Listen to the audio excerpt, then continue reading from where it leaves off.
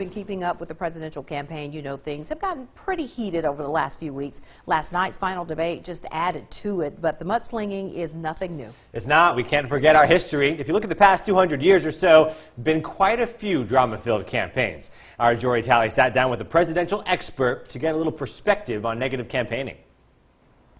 That's right. Vicious campaigns date as far back as the 1800s, and this campaign isn't the first one involving personal scandals. I think the reason that we see negative campaigning in campaigns, and we have for 200 years, is unfortunately because it works. You say something negative about your opponent, many people will believe you. So I think negative campaigning has been with us a very long time, and as far as I can tell, it's going to stay with us for a very long time. But how long has it been with us?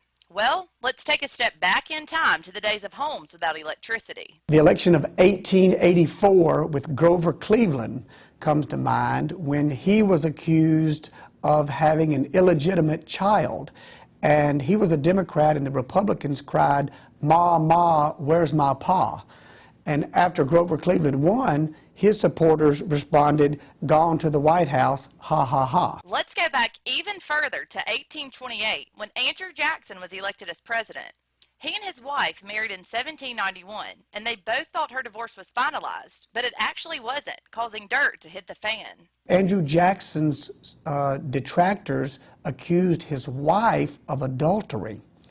Well, he was elected in November of 1828, and she died in December, 1 month later, and he blamed his political opponents for her death, and so they became his personal enemies as well. Although there was no internet, social media, or TV back then, voters found out the scoop through word of mouth and newspapers. In fact, there used to be very partisan newspapers where Republicans had a newspaper and Democrats had a newspaper, and they were very unfiltered and opinionated in how they produced their opinions, and it was very difficult to try to ascertain the truth because both sides were very prejudiced in delivering their side as an opinion. Many campaigns have been scandalous, but presidential historian Brother Rogers feels like this year's is the most vicious one yet.